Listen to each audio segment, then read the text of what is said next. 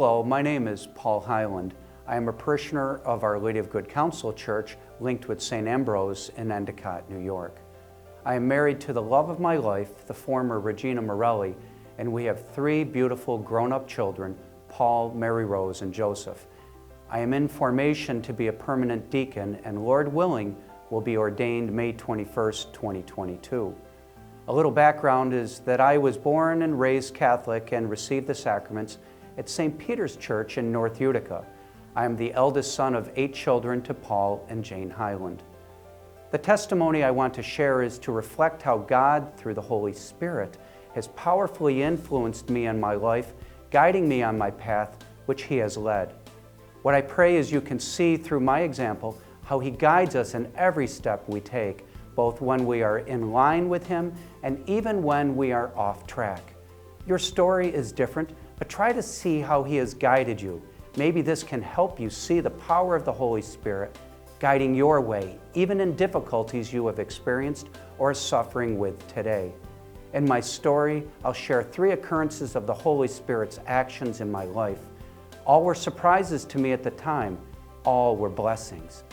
I'll start out with an experience of God's emphatic calling to me as a 14-year-old teenager. I was beginning to drift in my faith and was not really sure what was going on in my life. My parents decided to enroll me, without my agreement, in a Catholic weekend retreat called Search. It was for young adults to meet Jesus as friend and as Lord.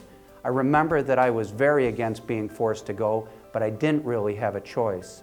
The unexpected result from that retreat was a life-changing experience, a feeling of being loved, developing great friends, getting a new insight into who Jesus is and how much He loves me.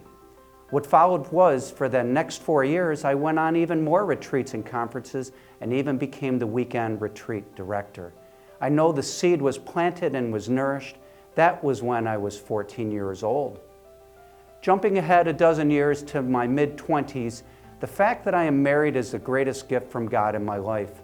I struggled in my search for a woman who I would be able to date, one who shared my interest and Catholic beliefs.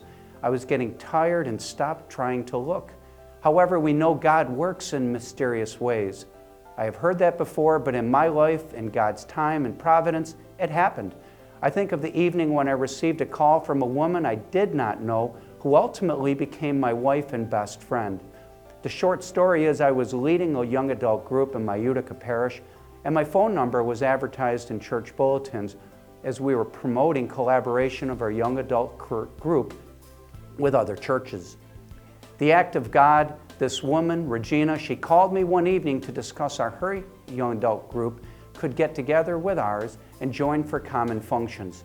By the grace of God, we met at an event a week later, went to Friendly's for a hot cocoa, liked each other, and started dating, a perfect companion for 33 years of marriage. Can you imagine if Regina didn't call me or if I didn't answer the call?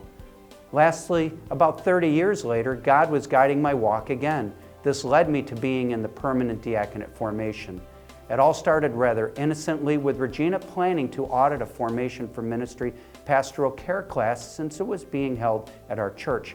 I wasn't invited, but I didn't want her to go alone, and I asked permission to attend. Well, I went to all the classes with Regina, did the homework assignments, became very interested, and spoke to my priest, Father Michael Galuppi, about signing up for formation for ministry. He was very favorable for this, and I told him how pastoral care, serving the homebound, infirmed, ill, and dying, was an area of interest for me.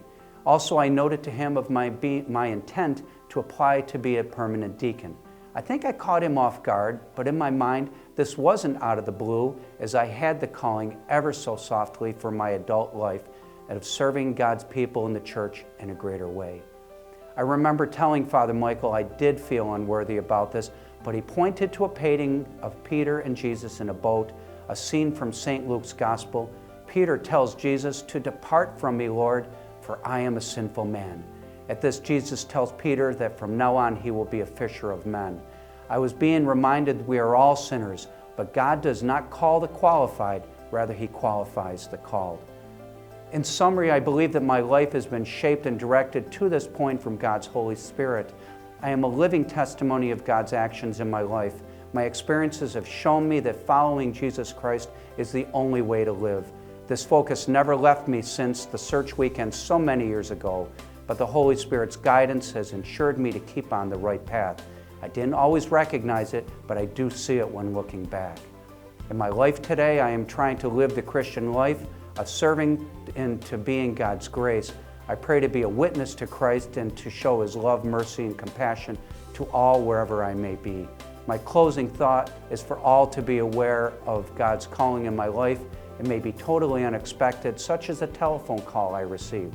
It may be someone signing you up for something you really didn't want to do, or just a desire to help others. Whatever way, God is in your life, and He will use the Holy Spirit wherever you are to bring you closer to Him. Be open to this truth and be amazed. May God be praised. Thank you. My name is Paul Heiland, and this is my story.